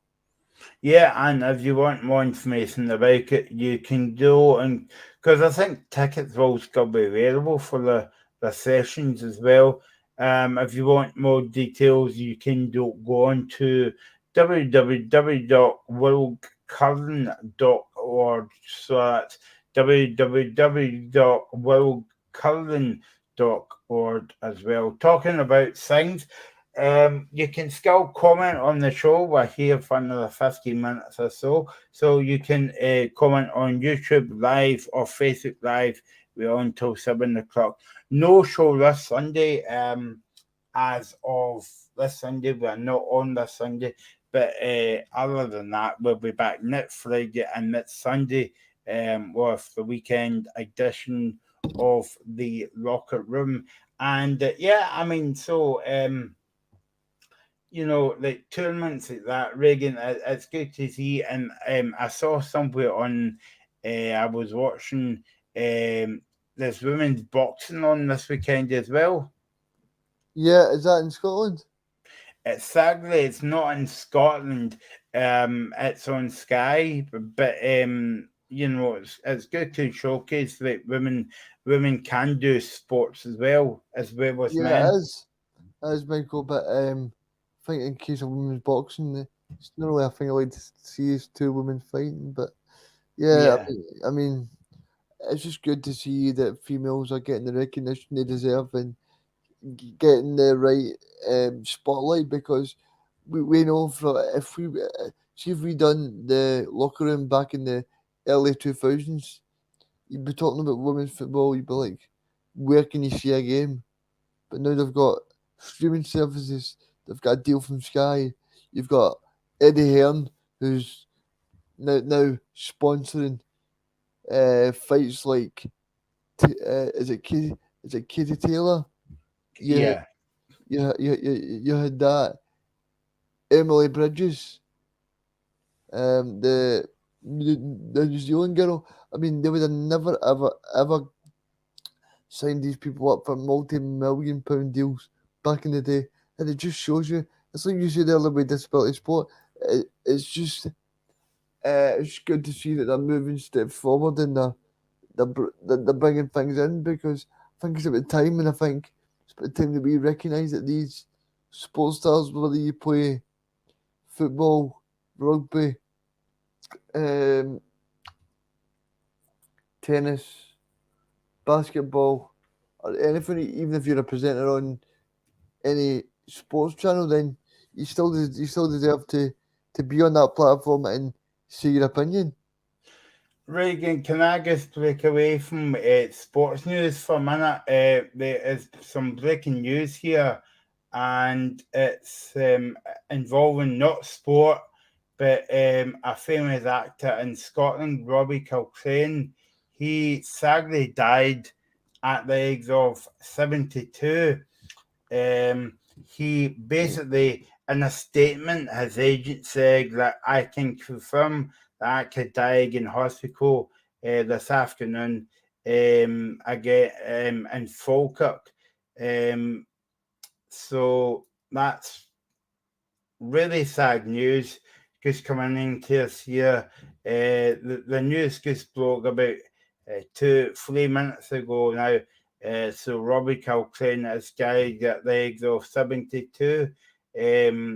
Of course, he played a big part in Harry Potter, the film Reegan. So that's a sad loss to the world of entertainment. But not only the world, but in Scotland as well. Yeah, I mean, I had to keep it to Scotland, Michael, because that's what we're doing here. Robbie Coxane played a part in Scotland's best ever comedy still game. He was a big part of that. He was in the famous scene with Isa on the bus, the dialer bus, which people always say is the famous still game. So yeah, I mean, he'll be remembered for his famous donut when he done that in still game. But yeah, what an actor. Yeah, no. R.I.P. Robbie Coxane. And they didn't actually say what actually happened to him, but I suppose it doesn't really matter. We lost a great to the world of entertainment in Scotland. Robbie Coxane died at the age of 72, and I'm sorry to hear about that. So let's continue back to sport then, Reegan, and also as we are talking about big sporting events, there is a big sporting event taking place in France at the moment. It's the World Track Cycling World Championships. Yeah, Michael, it's like every Friday night when you text me, I just say get on your bike, mate, you know. But Boom, boom. yeah, is there any Scots competing in that, Michael? Yeah, Kate Archibald returned to the track after she was forced to miss out in the home Commonwealth Games in Birmingham due to injury, and Neve Evans will be back as well. And also we have got Jack Carlin. Remember him, Reegan, for the Commonwealth Games? He won a few medals for Scotland as well. So yeah, it's good to see. And there's a total of 22 world titles will be on offer at the championships, with 11 of them men and 11 of them will be female as well. But I suppose it's going back to what we were saying about disability sports, because I'm not sure if Neil Fatchey is in the tournament this year, or else maybe it's a different one. Yeah, I mean, sorry for this bad joke in advance, but as you say, Michael, things go in cycles. Yeah. Never saw that one coming. Yep, but no, I mean, it's just good to see these sports being recognised, and I can clearly see Michael's done his homework this week. Well, because, yeah, very quick homework, I would say. It's good for that. Well, it's not something that I prepare for as well, but we'll just let that one go at the moment as well. But yeah, just we'll end up the way we started the show, Reegan, talking about football, big games tomorrow, and what Michael, why don't we talk about the game tonight? Queen's Park versus Arbroath. Yeah, a big game. Guess I pity it's not on the telly, but I think you were saying there, Reegan, about they've basically done that on purpose so that people can get out to the game. But so I would be interested in watching Queen's Park because obviously they've been in the lower divisions and we've not got to see them. Yeah, I mean, it's no disrespect to Dundee or Inverness or anyone like that, Michael, but see from this persuasion, right, it would just be fairy tale Queen's Park going up. You know, it's kind of like one of those, it's one of those books you read and you go, my God, that doesn't sound true. But Queen's Park were the first ever Scottish football club. You know, it's kind of like you're kind of thinking to yourself, it'd just be a dream to see them up in the Premier League. And no, I was going to say, Reegan, am I not right in saying that, is it Worthy Hockey or something, that somebody's putting money into them? it is Willie Hockey, aye. Willie Hockey is. Also, they're getting that new Lesser Hampden. Aye, they're moving out of Hampden, yeah. Like I was going to touch on as well, Michael, it shows you that the ambition the club's got, that a few of their players are now getting on the under-17 Scotland squad. They're also, they brought in that guy from... Is it The American guy, are you talking about? No, I know the American guy. I'm talking about the director of football from Holland. That the guy from AZ Alkmaar, I think it is. Oh, that Holland, right? Okay, I thought it was America, but yeah. Yeah, so they brought him in. That just shows you the ambition that Lee Downster and Willie Hockey have for the club.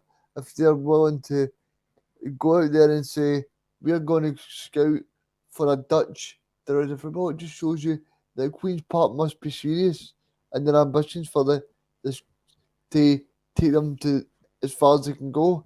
And it's not far on the realms of possibility that Queen's Park possibly could be a Scottish top flight club. The only thing I would add to that is that it's a first season in the championship, so they might want some bedding in period. But like they say, Michael, what does it all say? There's no time like the present.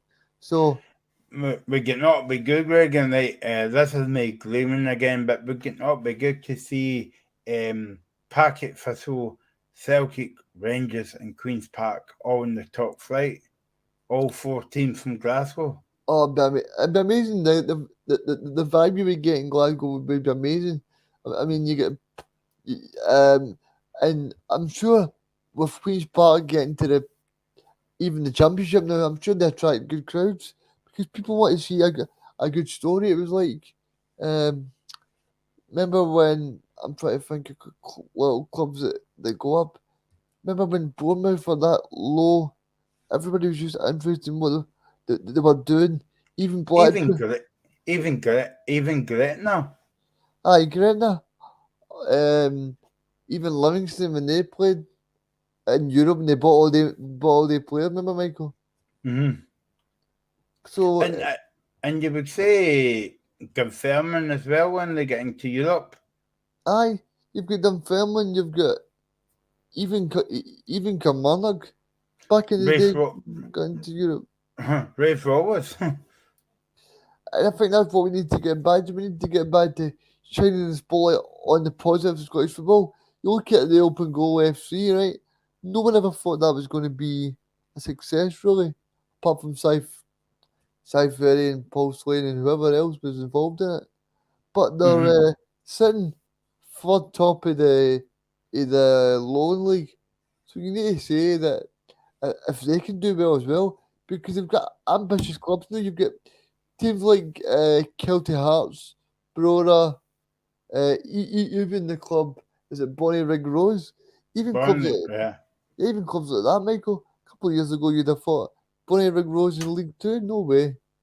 But I think you're right, Reegan. I know like we go on every week on the show about clubs are not doing so well in Europe, but I think like at the same time that when they could start talking them up instead of kind of like down as well. I think there's a lot. I think there's a lot of good stories in Scottish football, and I think sometimes we obviously need to embrace that we've not got the best standard on the planet, but what we have is we've got ambitious people. We've got people that want to make Scottish football a success. Even Kevin, who is part of the show, I mean, Gavin supports Auchinleck Talbot. I mean, Auchinleck Talbot are one of the most successful clubs in Scotland. I don't know how many junior titles have won Scottish Cups, but even these small clubs, they attract bigger crowds than most of your Scottish Premiership clubs. You could go and watch Livingston tomorrow, and it'll probably only be a man in his dug. You know, you go to Auchinleck game, they've got 2,000 fans at the game. So Yeah, yeah. it just I shows mean you. that's how I was so disappointed not to see the Porlock game the other night, because Porlock, I mean, I used to follow junior football, and when they used to go to Porlock, it's a nice wee ski game, but you always guarantee get maybe not a full house, but a good kind of like turnout.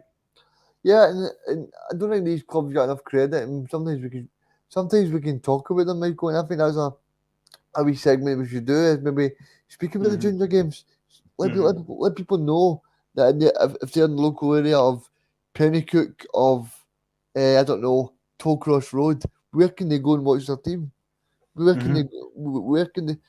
And that may be a aspect that we can bring in, because there could be people listening from all over Scotland, from people in Auchinleck to Beef to Kirk and Tulloch.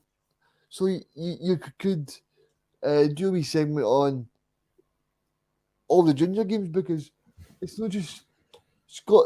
See, when you're involved in football, Michael, a lot of fans enjoy junior football, and it's something that I've been to in the past, and you can say, well, it's still a good standard. Yeah, no, to like shine a light on the junior games. I mean, that's something that we could bring in over the World Cup, even though sadly Scotland's not on it, but we can still speak about it because we're still going to be on. So we could speak about other sports that's not been highlighted, get them on about women's football, disability sport, and junior football as well. Yeah, and obviously you've got the World Cup on every other day, so there'll be a lot of talking points. Obviously, like you said, that'll be Michael. VR will be a talking point in Scotland anyway. So, and I'm sure with the media in this country, there'll be a lot of headlines that we can speak over as well. So, don't choose anywhere else. Choose the locker room and join us between 5 and 7, because it's going to be good, mate. That's a good sales pitch for the show, and maybe a good way to English show connect. But yeah, looking forward to VR coming in, but there might be a few teething problems in the first week or two, but hopefully it'll settle down, Reegan. Yeah, and it's quite interesting that VR chose to be on the night that we're on, so I must know that a very good show for I sport hope they're on not going to pull us up, Reegan. is on the same night. They might leave us in the locker room. Do you get that? Yeah, well, you're on fire tonight, Reegan. You But know? yeah, no, I think VAR will be good overall, but I just hope they don't analyse everything like your toenail being offside or somebody's hand being offside. I just wanted to be used in the best possible manner.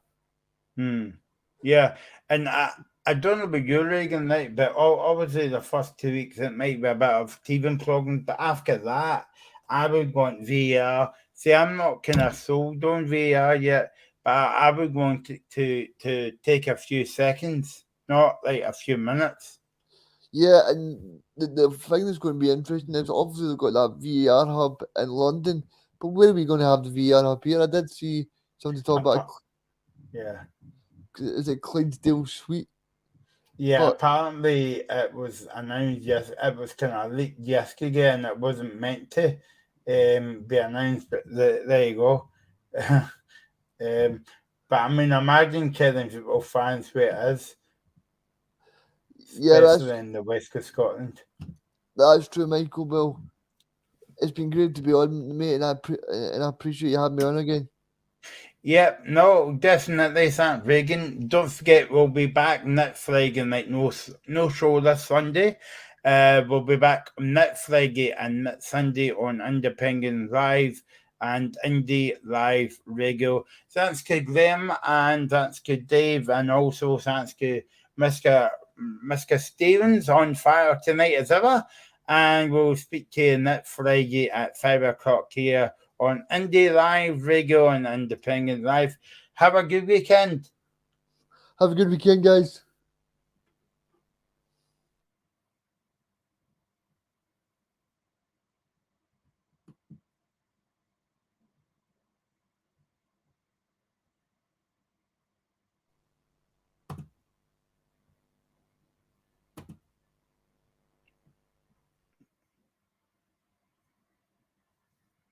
There you go. I don't know if we're still live, but